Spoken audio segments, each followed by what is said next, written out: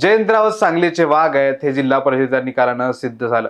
जतमध्ये hero ठरलेल्या गोपी शेठसाठी सांगलीचा किल्ला अजून खूप दूर आहे हेही स्पष्ट झालं। पण हे सगळं घडण्याआधी सांगलीत गेल्या 3-4 महिन्यात पुलाखालून बरंच पाणी वाहून गेले। जिथं गोपी शेठ झडपीचा निकाल लागल्यानंतर सत्ता मिळवण्यासाठी मोर्चे बांधणीला लागले, तिथे जयंतरावांनी आधीच नाकाबंदी करून ठेवली होती। त्यामुळेच आपण या व्हिडिओत सांगली जिल्हा परिषदेच्या सत्तेचा थरार मतदानाच्या आदल्या रात्री पहाटे 3 वाजेपर्यंत कसा रंगला, गोपी शेठ सांगलीचे अभिषिक्त सम्राट होण्याचं स्वप्न पाहत असताना जयंतरावांनी त्यांचा कार्यक्रम कसा केला, सत्तेचा 31 जागतोय आकडा खिशात असल्याचा दावा करणारे चंद्रकांत दादा अचानक कसं तोंडघशी पडले आणि राष्ट्रवादीच्या 3 मुरलेल्या पैलवानांनी थेट तटकरेंचा आदेश झुगारून जयंतरावांना कशी साथ दिली, सांगलीच्या राजकारणाचा हा सगळा थरार आज आपण उलगडणार आहोत। त्यामुळे व्हिडिओ शेवटपर्यंत बघा। अजूनही तुम्ही टीओडी मराठीला सबस्क्राईब केलं नसेल तर लगेच करा आणि बेल आयकॉन दाबायला विसरू नका। नमस्कार, मी ज्ञानेश्वर रेड्डी, तुम्ही पाहताय टीओडी मराठी। सर्वात आधी आपण प्रत्यक्ष मतदानाचे आकडे समजून घेऊयात। सांगली जिल्हा परिषदेत एकूण 61 सदस्य आहेत आणि बहुमतासाठी 31 आकड्याची आवश्यकता होती। कागदावर महायुतीकडे बहुमत असल्याचा दावा भाजपकडून केला जात होता, पण प्रत्यक्षात महाविकास आघाडीने तब्बल 34 मतं मिळवली। राष्ट्रवादी शरद पवार गटाच्या संगीता पाटील या अध्यक्षपदी तर काँग्रेसचे ऋषिकेश लाड हे उपाध्यक्षपदी विराजमान झाले। भाजप युतीचे उमेदवार स्वप्नाली मासाळ आणि हिम्मत जाधव यांना प्रत्येकी केवळ 25 मतं मिळाली। येणार तर भाजपच या दाव्यातली हवा गेली। आता हे 34 विरुद्ध 25 असं हे गणित कसं जुळलं ते जरा बघूयात। महाविकास आघाडीच्या 34 मतांमध्ये राष्ट्रवादी शरद पवार गटाचे 18, काँग्रेसचे 11, उद्धव सेनेचा 1 असे 30 सदस्य स्वतःचे होते। त्यांना राष्ट्रवादी अजित पवार गटाची 4 मतं मिळाली, यामुळेच त्यांचा आकडा 34 वर पोहोचला। दुसरीकडे भाजपच्या 25 मतांमध्ये भाजपचे 16, शिंदे सेनेचे 5, रयत क्रांती पक्ष 1 आणि स्वराज्य शक्तीचा 1 असे 23 सदस्य स्वतःचे होते आणि मित्र पक्षाचे होते। त्यांना राष्ट्रवादी अजित पवार गटाची केवळ 2 मतं मिळाली, त्यामुळे त्यांचा आकडा 25 वरच थांबला। शिंदे सेनेच्या 2 सदस्यांनी मतदानावरच बहिष्कार टाकला।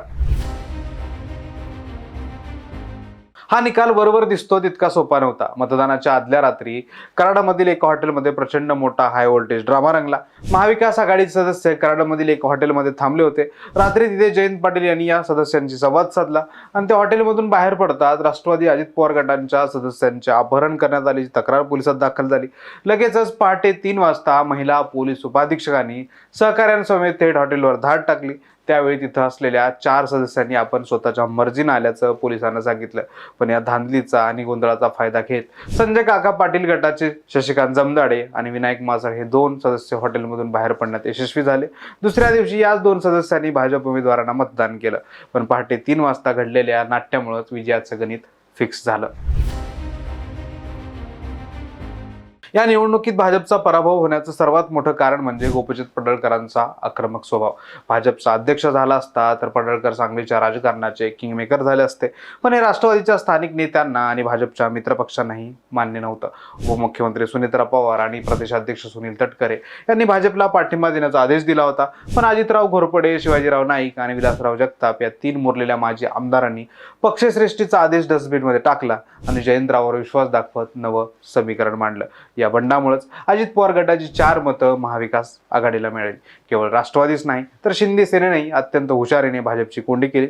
आमदार सुहास बाबर यांनी गोपीचंद पडळकर समर्थक अध्यक्ष होणार असेल तर आम्हाला गृहीत धरू नका असा स्पष्ट संदेश आधीच दिला होता। आटपाडीचे नेते तानाजी पाटील यांनी जयंत पाटील यांच्याशी चर्चा सुरू ठेवत महाविकास आघाडीसोबत सत्तेत येण्याची मांडणी सुरू ठेवली। अखेरच्या क्षणी तानाजी पाटील आणि जयदीप भोसले हे 2 सदस्य जाणीवपूर्वक मतदानाला गैरहजर राहिले। शिवसेनेने अत्यंत हुशारीने खेळलेल्या या खेळामुळे भाजपचं संख्याबळ आणखी घटलं। निव्वळ भाजपचं संख्याबळच घटलं नाही तर बहुमताचा आकडाही कमी झाला। सांगली जिल्हा परिषदेत महाविकास आघाडीला मिळालेला विजय हा काही एका रात्रीत घडलेला चमत्कार नव्हता।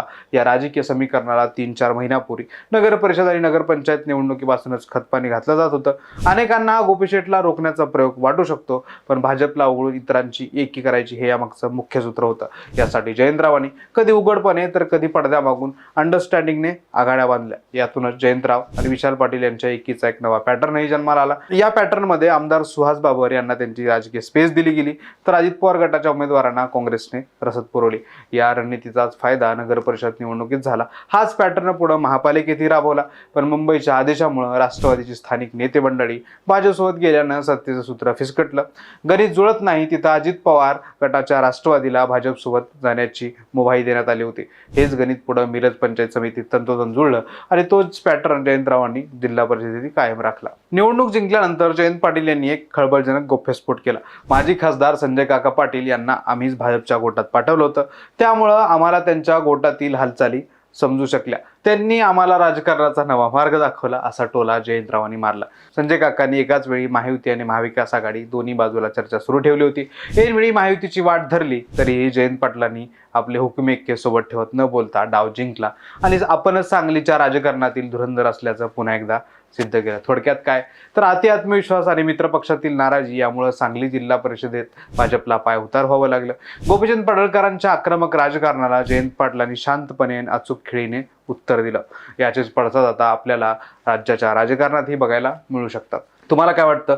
जयंत पाटलाची ही खेळी तुम्हाला कशी वाटली आणि गोपीचंद पडळकरांच्या या राजकीय पिछाटीला कोण जबाबदार आहे? तुमच्या प्रतिक्रिया कमेंट बॉक्समध्ये नक्की सांगा। हा व्हिडिओ आवडला असेल तर लाईक करा, जास्तीत जास्त शेअर करा आणि अशा सखोल विश्लेषणासाठी आपल्या TOD मराठी चॅनलला सबस्क्राईब करायला विसरू नका।